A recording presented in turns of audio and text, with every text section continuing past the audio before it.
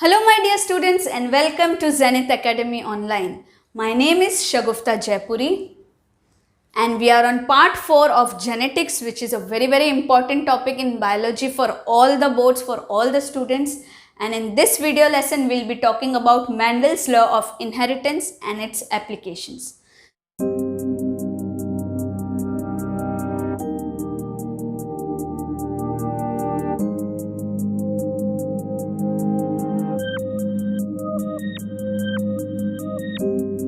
Last lecture, we studied all the experiments that Mendel conducted. We studied about the pea plant. We studied about dihybrid and monohybrid cross. Now in this, we will study the laws that he formulated using them. Now Mendel formulated few laws which are known as laws of inheritance. The first law is law of dominance. Second is law of segregation. And third is law of independent assortment. So moving on to our first law, that is law of dominance. First we'll read the law. Out of a pair of contrasting characters present together, only one is able to express itself while the other remains suppressed. The one that expresses is the dominant character and the one unexpressed is the recessive. The recessive character can express only when the pair consists of both recessive, that is homozygous recessive. Now children, to understand this very well, let us consider an example of a classroom. Now in a classroom, there are a variety of students. Okay, some are very outspoken. So whenever a teacher asks questions or whenever they have a doubt, they'll just raise their hand and stand up, and they are very dominant in the class. Whereas there are few who are very shy, so we'll take them as recessive. So out of a pair of contrasting characters present together, only one is able to express itself while the other remains suppressed. So only one or two child will get up and answer or will ask questions, whereas the other will remain suppressed. One that expresses is the dominant character. The student who is asking question is a dominant one, and the other that are unexpressed, they don't express their feelings, are recessive. Now students, suppose these 2 or 3 students who are dominant goes out of the class, okay, they are not in the class, then only the students who are recessive, who are unexpressed, okay, they can get the confidence to raise their hand and ask question, okay, or answer any question. So when are they able to express? When there are no dominant people.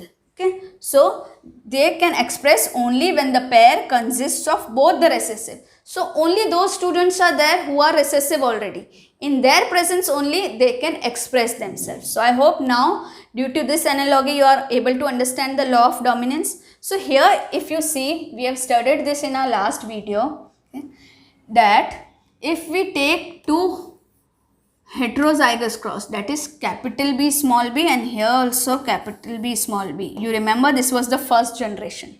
So when we take these two, okay, capital B small b, and breed them. So here you can see this capital B, here both are dominant. So that is why this is able to express its color, that is purple color. In the color, if you remember, purple is the dominant and white is the recessive. So we take capital B for purple because it is purple or violet, you can say, because it is dominant, and small b for white because it is recessive. We can take only one letter, that is why we have taken capital B and small b. So capital for the one who is dominant and small for the one who is recessive. So here if you see, both are dominant.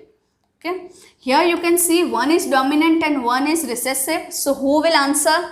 The capital one, the dominant one. So here capital B, so again purple. Here also you can see capital B, small b, but here if you see, both are recessive. So now the dominant one is not there. So both are recessive. So that is why he is able to express his color, that is white.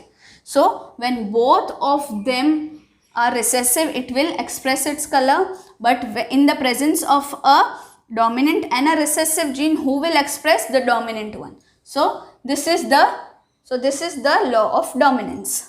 Now let's go to the second law, which is law of segregation. Now this law is also called as law of purity of gametes. So first let us read. The two members of the pair of factors, Okay. Separate during the formation of gametes. So if there is a pair of factors, they will separate during the formation of gamete. They do not blend but segregate or separate into different gametes, and the gametes combine together then by random fusion at the time of zygote formation. So if you see here, if you want to understand the law of segregation, just look here. Here you can see 3 pairs of chromosome with the factors that we require. So now what happens, they segregate, okay, and then combine randomly. You can see the gametes in which they have first segregated and then combined randomly. Okay. So the 2 copies of each gene, separate and end up in different gametes. Now here if you try to understand the same thing,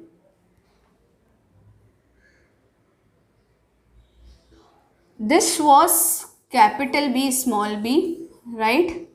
So this separates and form capital B and small b differently. This also separates and forms different gametes, and then they recombine. So here you can see they are recombined like this. So this is law of segregation. Okay. Now the law of segregation is also known as law of purity of gametes. So this is the other name of this law, law of purity of gametes. Why this law is also known as law of purity of gametes? Because a single gamete carries only a recessive or a dominant allele. So a single gamete carries only either a dominant or a recessive allele, but not both the alleles. So single one contains only one dominant or one recessive allele. It does not contain both the alleles. That is why it is also known as law of purity of gametes. I hope you understood law of segregation, which says that 2 members of a pair of factors first separate together during the formation of gametes, and then they do not blend, but they segregate or separate. So capital B and small b separate, and then they combine together by random fusion, okay, at the time of zygote formation. Now let's go on to our third and last law, which is law of independent assortment. Okay, they are assorted independently. So we saw in the dihybrid cross of Mendel's experiment that he had taken 2 characteristics, right? So here, when there are 2 pairs of contrasting characters, the distribution of the members of one pair into the gametes is independent of the distribution of the other pair. So what Mendel had taken? Mendel had taken, for example, 2 different varieties, yellow and round and green and wrinkled. Yellow, the color of the seed is a different character, and the shape of the seed, that is whether it is round or constricted or wrinkled, is another character. So there were 2 contrasting characters. So when there are 2 pairs of contrasting characters, the distribution of members of one pair into the gamete is independent of the distribution of other pair. So when you are exchanging the yellow, okay, the color, then the shape does not interfere, okay. So the distribution of the members of one pair, so what is the one pair? The color, okay, into the gametes is independent of the distribution of the other pair. The other pair can be shape, okay. So Mendel experiment showed that the alleles for round or wrinkled piece were inherited independently from the alleles for yellow or green piece. The alleles for both the characters were inherited independently, and that is why this law is known as law of independent assortment. So I hope you understood all the 3 laws. Now let's go ahead with the applications of Mendel's law. Now the study of these laws, the understanding of these laws helps us to predict about the new combinations in the progeny of hybrids, and this can be useful to solve various genetic problems, whether it be genetic problems in plants or in human beings or animals. Then it is important to plant and animal breeders for producing a better breeds, because if he knows and understands all the laws very well, he will be able to breed perfectly. And and hence new types of plants with new combinations of useful characters can be produced by hybridization. That is why the study of Mendelian laws, that is laws of inheritance, is very important and crucial. So children, this was all about the laws of inheritance and few applications of laws of inheritance. I hope you liked the video. If you have liked the video, give it a thumbs up and write in the comment box, and also share our videos with your friends.